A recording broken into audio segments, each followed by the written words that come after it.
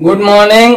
तो आज हम लोग जो है गोलीय दर्पण पर विभिन्न प्रकार की पड़ने वाली आपतित किरणों के बारे में हम लोग समझेंगे कि गोलीय दर्पण यानी कि अवतल दर्पण और उत्तल दर्पण पर किस किस प्रकार की प्रकाश की किरणें आती है और परावर्तन के बाद वो किस प्रकार लौटती है, परावर्तित होती है।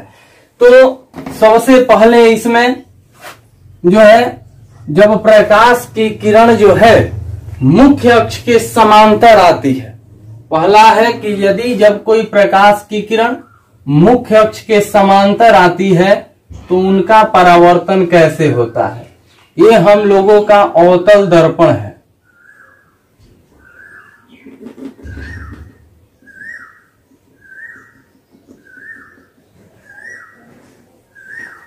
और ये हुआ हम लोगों का उत्तल दर्पण।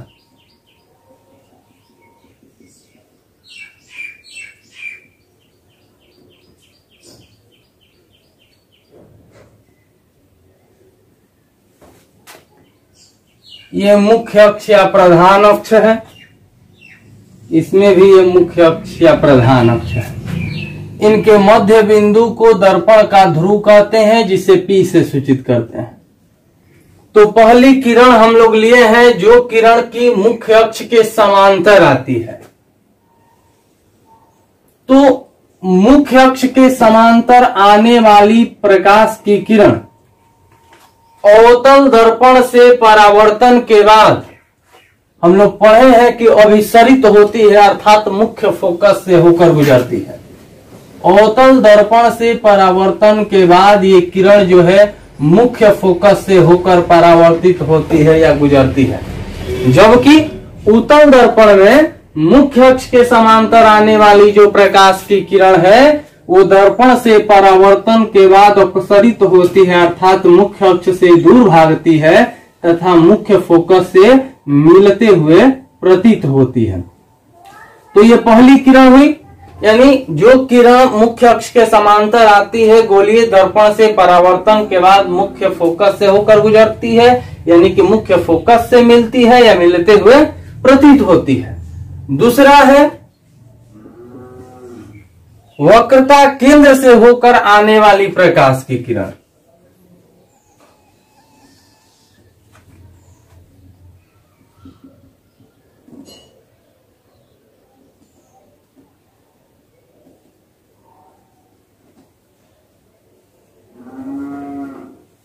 वक्रता केंद्र से होकर, ये जो है हम लोगों का अवतल दर्पण है।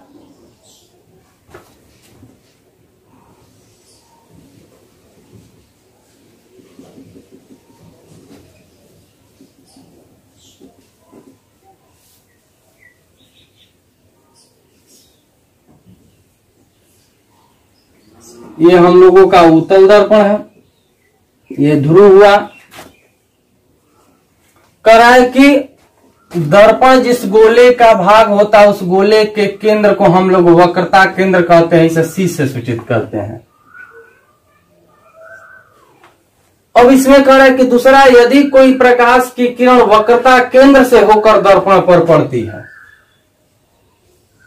यानी जो आपतित किरण है वो वक्रता केंद्र से होकर जो है दर्पण के सतह पर पड़ती है, परावर्तक सतह पर पड़ती है, तो हम लोग एक जो है मैथ में प्रमेय पढ़ते हैं। प्रमेय ये है कि एक वृत्त है और ये एक स्पर्श रेखा है, समतल है। वृत्त के केंद्र से स्पर्श रेखा पर खींची गई रेखा, क्योंकि वृत्त के केंद्र से स्पर्श रेखा पर खींचेंगे यानी कि त्रिज्या है, ये सदैव 90 डिग्री का कोण बनाती है। यानी स्पर्श रेखा और वृत्त के केंद्र से खींची गई रेखा के बीच जो कोण बनता है वो लंबवत होता है, 90 डिग्री पर होता है। तो ये दर्पण भी यदि इसको हम ऐसे मिटा दें तो ये हम लोगों का अवतल दर्पण है। और ये अवतल दर्पण एक वृत्ताकार भाग का पार्ट है। तो इसके केंद्र से जो रेखा हम इसके सतह पर खींचेंगे वो त्रिज्या है, और उसके सतह के किसी एक बिंदु पर जो है यदि समतल सतह खींचा जाए तो उससे वो 90 डिग्री का कोण बनाती है। मतलब यह हुआ कि ये जो आपतित किरण आ रही है केंद्र से, उस सतह पर 90 डिग्री के कोण से आपतित होगी, तो परावर्तित भी सतह से उतने डिग्री के कोण से होती है, क्योंकि दर्पण से जितना डिग्री का कोण आने में बनता है उतना ही डिग्री का कोण जो है परावर्तित होने में बनता है। अतः क्या होगा, प्रकाश की किरण इसी रेखा पर वापस लौट आएगी, यानी कि ये वापस इसी रेखा पर लौट आएगी। वक्रता केंद्र से ही गुजरती है, मतलब कि वक्रता केंद्र से होकर आने वाली प्रकाश की किरण दर्पण से परावर्तन के बाद वक्रता केंद्र से ही होकर गुजरती है, क्योंकि केंद्र से आने वाली किरण जो है दर्पण के सतह पर 90 डिग्री का कोण बनाती है। उसी तरह जो है वक्रता केंद्र के सीधे में आने वाली प्रकाश की किरण दर्पण और उत्तल दर्पण से परावर्तन के बाद वापस उसी माध्यम में उसी रास्ते पर उसी रेखा पर लौट जाती है तथा केंद्र से मिलते हुए प्रतीत होती है। तो ये हुआ हम लोगों का दूसरा। अब आते हैं तीसरे नंबर पर।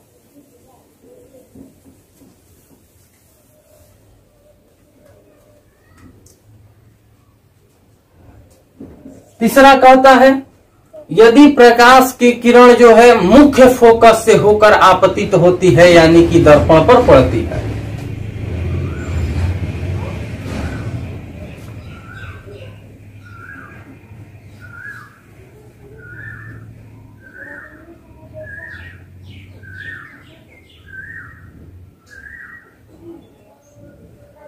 यह हम लोगों का अवतल दर्पण है,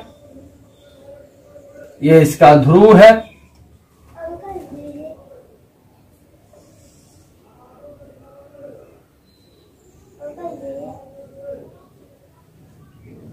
और ये जो है हम लोगों का उत्तल दर्पण है। हाँ बाबू बोलो।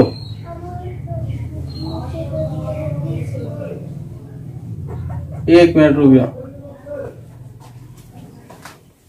अमरूद चाहिए लो।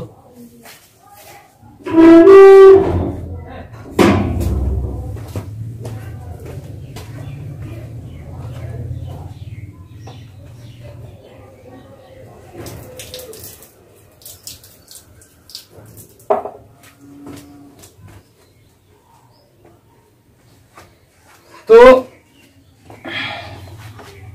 ये जो है हम लोगों का उत्तल दर्पण है, जिसका ये ध्रुव P है।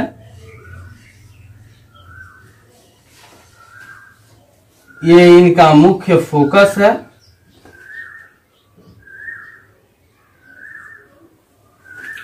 कह रहे हैं कि मुख्य फोकस से होकर आने वाली जो प्रकाश की किरण होती है, मुख्य फोकस से होकर आने वाली जो प्रकाश की किरण होती है, दर्पण बोलिए दर्पण से परावर्तन के बाद ये मुख्य अक्ष के समांतर हो जाती है।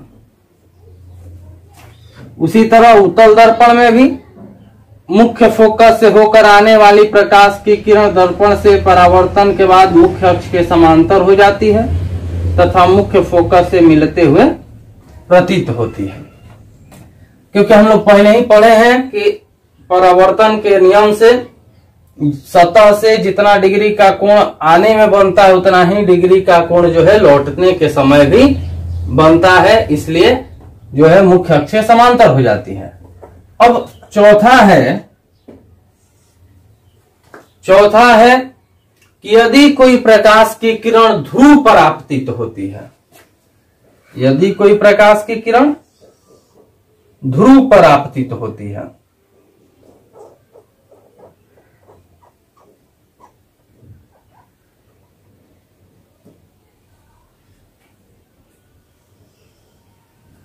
ये हम लोग का जो है केंद्र हुआ, मतलब मध्य बिंदु ध्रुव है अवतल दर्पण का। ये उत्तल दर्पण है,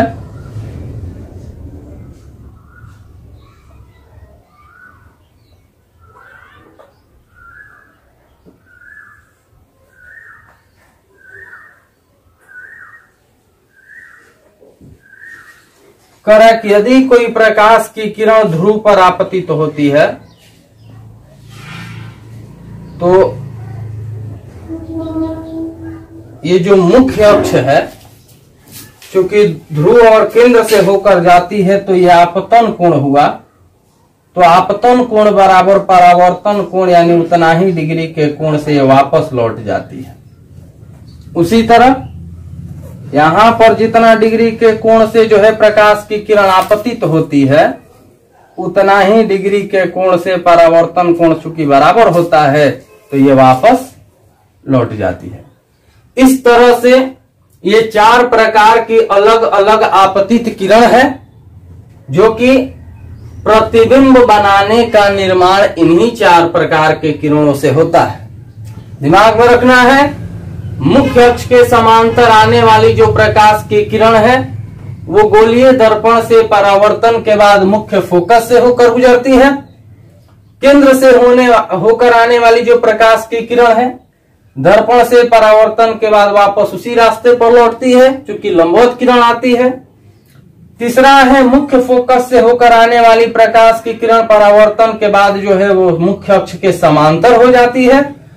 और अगला है कि ध्रुव पर जितना डिग्री आपतन कोण से पड़ती है उतना ही परावर्तन कोण से वापस लौट जाती है।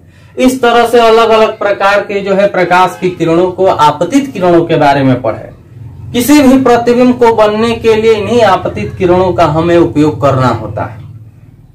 अगले वीडियो में जो है हम लोग पढ़ेंगे कि जो कि बहुत ही इंपॉर्टेंट क्वेश्चन है और बार बार जो है उसको पूछता है कि गोलीय दर्पण में या ये कहता है कि अवतल दर्पण में, या ये कहता है कि उत्तल दर्पण में F बराबर R/2 को सिद्ध करें, या ये भी कहता है कि R बराबर 2F को सिद्ध करें, अथवा ये कहता है कि फोकस दूरी और वक्रता त्रिज्या के बीच में संबंध को स्थापित करें। तो जो है हम लोग अगले वाले वीडियो में इस क्वेश्चन को पढ़ेंगे। वीडियो को आप लोग लगातार देखते रहें।